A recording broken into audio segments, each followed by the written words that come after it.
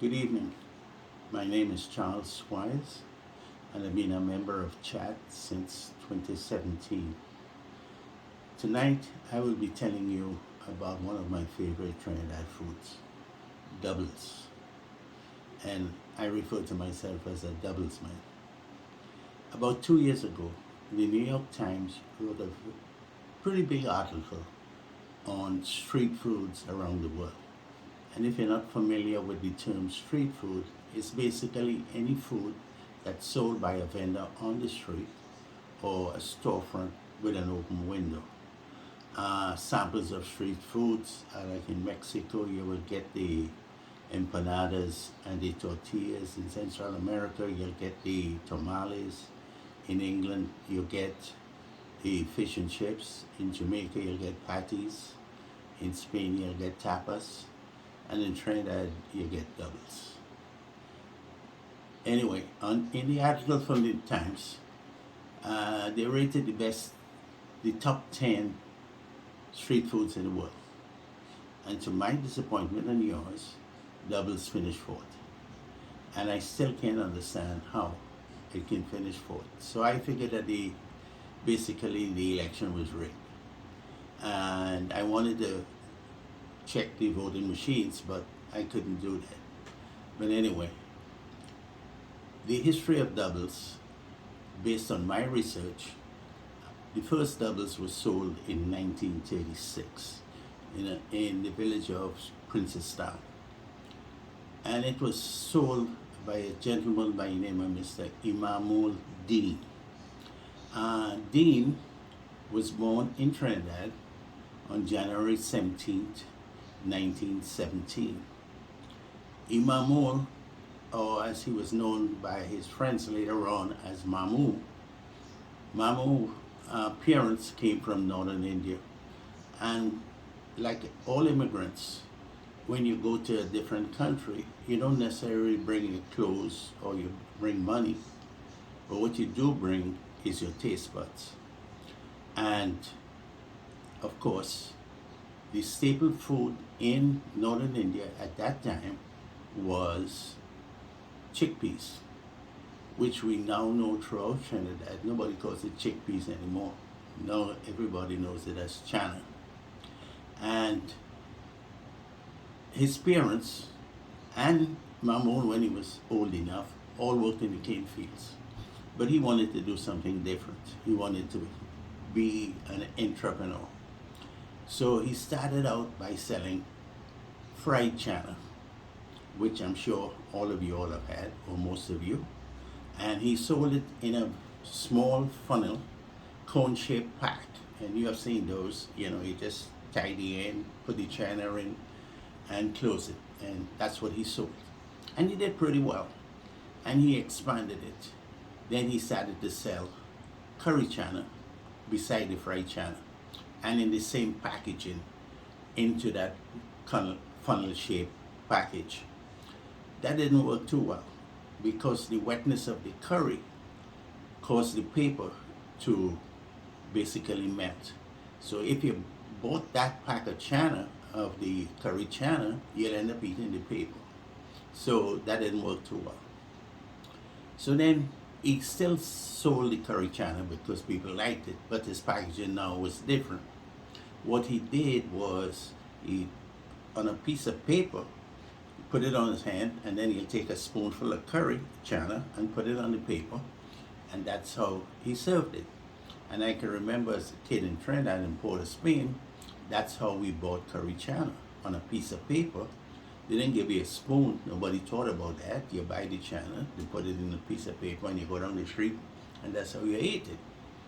But anyway, one of the things that people in northern India had was a very small fried bread. And that bread was called Barrackish. I think I'm pronouncing it right. But what they did with that bread, that small fried bread, they pasted it with the chutneys that they made. And they made a lot of chutneys. They made mango chutney, pomsite, you name it, because that's what they did. They made a lot of chutneys. So when they paste the barrackish with the chutneys, and they would eat it, and that's what they did. And anyway, one day, Mamoon thought about using that Barrackish with the boiled chana, with the curry chana. And that's what he did, and he started serving it that way. People, the Barrackish, and a chana, curry chana, and that's how he served it. And he sold that for a while. And until one day, someone came, he served it, and he said, person asked him to put a barra on top to make a sandwich, which he did. And people started seeing that, so that everybody wanted a barra on top. Eventually, that was how it is. When people comes, they wanted a barra on top, or they wanted two doubles. Oh, by the way, I should say, Barrackish was cut down and it became known as Barra. You know, Trinidad, they shorten everything. But anyway, it became Barra. So when you came to Imamoon or Mamoon, you ask for doubles. You tell him double it up. And that's what he did. And my friends, that's how we got the name doubles. So when you get there and you said your order, you want doubles. That means you want a double barra. And that's how we got the name barra. And it evolved into doubles. So all doubles is basically is two barra. And one of the things I can tell you is that barra is not hard to make. It's flour, turmeric, salt, and in the old days they used a bean called the udi beans that they grounded and they mixed into the flour. Now in Trinidad, there's a barra factory. You can go and buy 100 barras and you make your own channel. So from 1936, when Mahmoud Dean started that barra or that doubles, it has evolved now into a multi-million-dollar business in Trinidad. One of the things earlier on tonight, when you were looking at the presentation, we did something called trivia, where they give certain things about Trinidad, questions, and you had to answer them.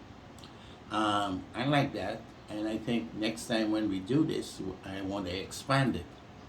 This time, I want the trivia to be in Trini lingo. Now, as far as a lot of people don't know, but Trinidad has their own language. So the people who don't know our language, we have to educate them. So we're going to put the word up, Jamet, and you have to say what it is. We'll put the word Abzaki, you have to say what it is. Tutulbe, we will, you know.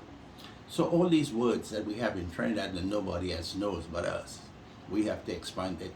We have to teach people the Trinidad language.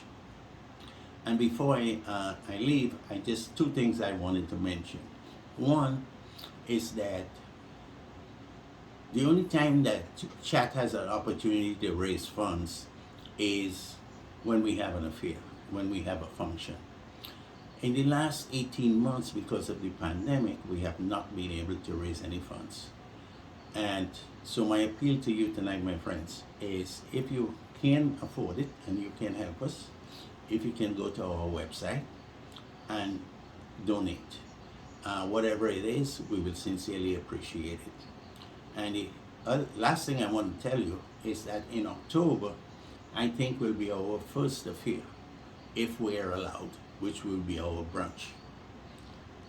And that brunch, you should attend, or I would like you to attend. If you're Trinidadian, you're a friend of a Trinidadian, or you know anybody that like Trinidadian food, then by all means, because we're gonna have pilau, we're gonna have curry chicken, we're gonna have curry shrimp, curry crab and dumpling, we're gonna have polori, we're gonna have sweet bread, we're gonna have sugar cake, we're gonna have morbi, we're gonna have sorrel, we're gonna have doubles. Oh, I was not supposed to say that. That was supposed to be a surprise. Good night, and hope to see you at the brunch.